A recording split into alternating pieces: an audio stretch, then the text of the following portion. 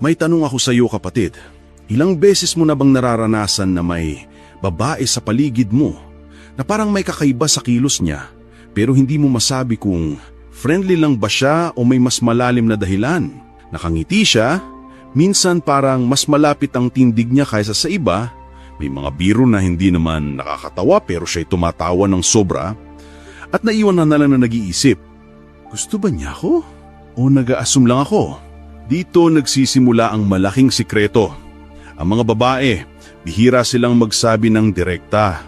Hindi dahil mahina sila o hindi nila alam ang gusto nila, kundi dahil para sa kanila, mas mabigat ang dalang risk ng rejection.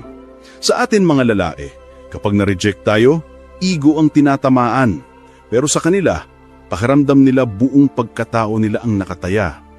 Kaya imbes na sabihin ng diretsahan, ginagamit nila ang katawan nila. Mga kilos, mga galaw, mga simpleng gestures na nagsasalita ng mas malakas pa kaysa sa mga salita. At dito ko gustong ibigay ang pangako ng video na ito. Pagkatapos mong pakinggan ito, hindi ka na basta-basta malilito. Makikita mo na ang mga senyales na dati ay parang walang kahulugan, ngayon ay parang mga code na malinaw. Tututunan mong basahin ang wika ng katawan at higit pa doon, matututunan mong maging mas aware, grounded at stoic sa pakikitungo mo. Dahil tandaan, hindi lang ito tungkol sa babae. Tungkol din ito sa kung paano ka nagiging lalaki na kayang makakita ng mas malalim na katotohanan. Kung gusto mong mas maintindihan ang mga sikreto ng atraksyon at stoicismo, huwag mong kakalimutan mag-subscribe para hindi ka mahuli sa mga ganitong usapan. Simulan na natin ang unang senyales, mirroring. Kapag nasa harap mo siya at napansin mong ginagaya niya ang kilos mo, uminom ka ng tubig, iinom din siya. Nag-lean forward ka, biglang siya rin, huwag mong baliwalain. Hindi ito aksidente. Sa psychology, mirroring is subconscious alignment. Para bang sinasabi niya ng hindi nagsasalita, I'm with you. Hindi niya gagawin ito kung hindi kanya gusto. Dahil mirroring is energy investment. At tandaan, ang katawan, bihirang magsinungaling. Ikalawa, touch. Hindi ito basta tapik o brush ng kamay. Para sa babae, physical contact ay sacred.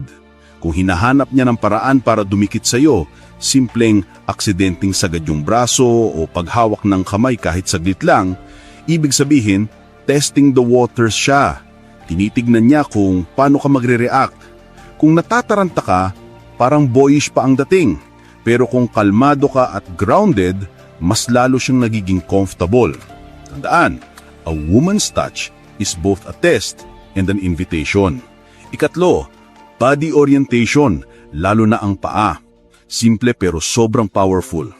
Kung nasa grupo kayo at mapansin mong ang mga paa niya ay palaging nakaturo sa direksyon mo, ikaw ang focus niya. Kahit na iba ang kausap niya, subconsciously, ang katawan niya naka-align sa'yo. Biology lang ito, kapatid. Our bodies naturally orient toward what we want. Kung ayaw ka niya, ang paa niya madalas naka-turn palayo. Pero kung gusto ka niya, buong katawan niya nakaharap sa'yo. At dito pa lang, makikita mo na ang mirroring, touch at body orientation, tatlong malalakas na senyales na hindi niya sinasadya pero lumalabas kapag attracted siya. Ang tanong, napapansin mo ba o palaging lumalampas sa'yo ang mga pagkakataon? Pero teka, huwag kang maging paranoid. Hindi lahat ng kilos ay may makahulugan. Ang sikreto, huwag mong gawing misyon na habulin ng bawat sign. Ang misyon mo ay maging present, grounded at aware. Kasi kapag grounded ka, natural mong mababasa ang mga senyales ng hindi ka desperado. At doon, nagiging effortless ang lahat. Sa susunod na bahagi, ipapakita ko sa iyo isa pang set ng gestures na mas revealing pa. Mga galaw na nagsasabi ng may gusto ako sa iyo kahit pilit niyang tinatago. Ngayon, dumako tayo sa ika-4 na senyales. Hair play o paglalaro niya ng buhok at liig habang kausap ka. Napansin mo ba minsan habang nagsasalita ka, bigla niyang hinahaplos ang buhok niya, tinatabi sa tenga o hinahawakan ng liig na parang walang lang? Para sa iba parang simpleng reflex lang ito. Pero sa psychology, hindi. Kapag hinawakan ng babae ang hair or neck area niya, ito ay unconscious act ng pagpapakita ng vulnerability. Para bang sinasabi niya, komportable ako sa presensya mo, safe ako dito. Isipin mo, ang buhok at leeg ay natural na proteksyon ng katawan. Kapag in-expose niya ito habang kausap ka, nagpapakita siya ng tiwala kahit hindi niya namamalayan. At kadalasan, may halong subtle nervous energy pa. Hindi dahil natatakot siya, kundi dahil excited siya. Kaya kung tawa siya ng tawa sa simpleng banat mo, ibig sabihin gusto niyang manatili sa emotional state na dala ng presensya mo. Hindi ito fake laughter na pilit. It's lighter, mas genuine, minsan may kasamang hawak sa braso o paghampas sa mesa. Kapag nangyayari ito, tandaan, hindi tungkol sa joke, tungkol ito sa iyo. Ikaw ang dahilan kung bakit siya masaya sa paligid mo. At dumako tayo sa ikapito, lingering. Ito ang senyales na hindi pwedeng palampasin. Napansin mo ba minsan tapos na ang usapan pero hindi pa rin siya umaalis? Para pang naghahanap siya ng dahilan para manatili. Hindi ito simpleng politeness. Tandaan, oras ang pinakamahalagang resource ng tao. Kapag pinipili niyang ibigay pa ito sa iyo kahit wala ng practical na dahilan, ibig sabihin may halaga ka sa kanya. Attraction is the reason she stays longer than she has to. Kapag pinagsama-sama mo ang mga gestures na ito, hairplay, eye contact, laughter at lingering, parang malinaw na choreography ng attraction ang nakikita mo. At dito ka dapat maging aware. Hindi lahat ng babae kaya itong sabihin ng direkta. Mas madalas ang katawan nila ang nagsasalita para sa kanila. Pero kapatid, huwag mong gawing misyon na hanapin lahat ng senyales sa bawat galaw. Ang misyon mo ay maging lalaki na kayang maging present at kalmado. Kasi ang attraction, hindi laro ng paghahanap ng clues. Isa itong natural na tugon. At ang mga gestures na ito, kusa lang lumalabas kapag ikaw ay lalaking may dignidad, respeto sa sarili, at hindi desperado. Kung gusto mong mas matuto pa tungkol sa mga sekreto ng attraction at paano ito i-handle ng stoic, huwag mong kalimutang mag-subscribe. Pero teka, hindi pa dito nagtatapos. Dahil sa susunod na bahagi, ipapakita ko sa iyo kung paano mo magagamit ang mga senyales na ito nang hindi nagiging needy. Paano ka magiging grounded at inspirador kahit puno ng emosyon ng sitwasyon. Kapatid, malinaw na ngayon, ang mga gestures ay parang tahimik na wika. Pero ang totoong sekreto ay hindi lang makita ang mga senyales, kundi kung paano ka magre-react dito. Dahil kahit makita mo lahat ng palatandaan, ikaw naman ay desperado o walang paninindigan, mabilis ding mawawala ang attraction. Kaya ang tunay na susi ay kung paano ka manatiling stoic, grounded, at hindi natitinag. Ngayon, dumako tayo sa ikawalang senyales, voice change. Napansin mo ba na kapag isang babae ay may lihim na pagkagusto, nag-iiba ang tono ng boses niya kapag kausap ka? Mas nagiging soft, mas sweet, minsan mas mabagal. Hindi ito sinasadya. Subconscious adjustment ito para maging mas feminine at para ipakita ang interes niya. At kung titingnan mo pa, hindi niya ginagamit ang ganitong tono sa lahat ng tao. Reserved ito para sa iyo. Ikasiyam na senyales, social investment. Kapag gusto ka ng isang babae, gagawa siya ng paraan para mapalapit sa mundo mo. Pwedeng tanungin niya ang mga kaibigan mo tungkol sa iyo o magpakita sa mga lugar na alam niyang nandun ka.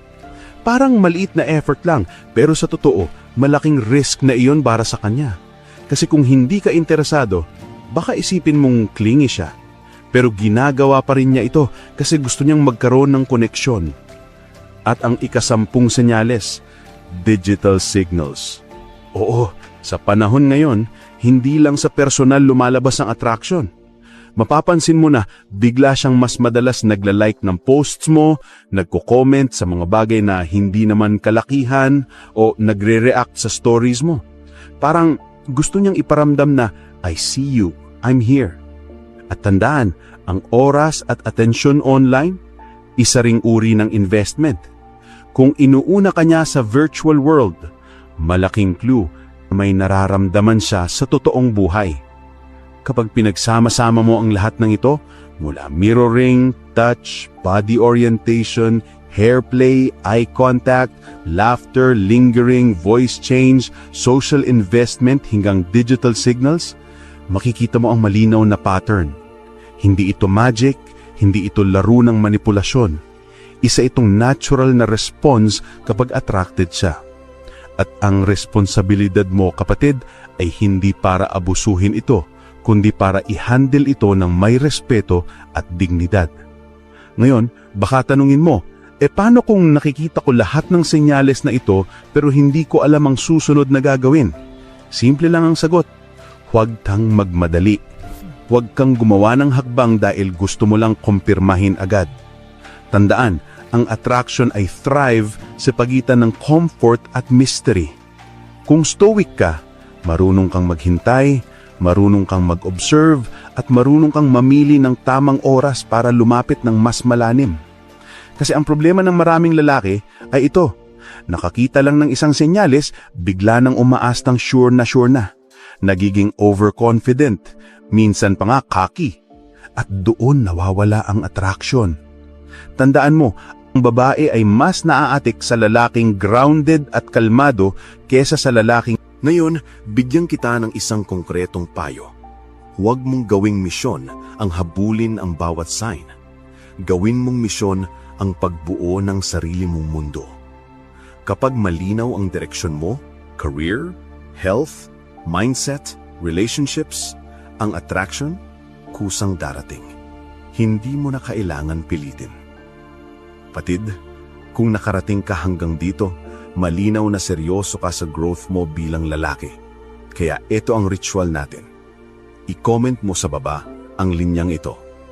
Hindi ako naghahabol. Ako ang pinipili.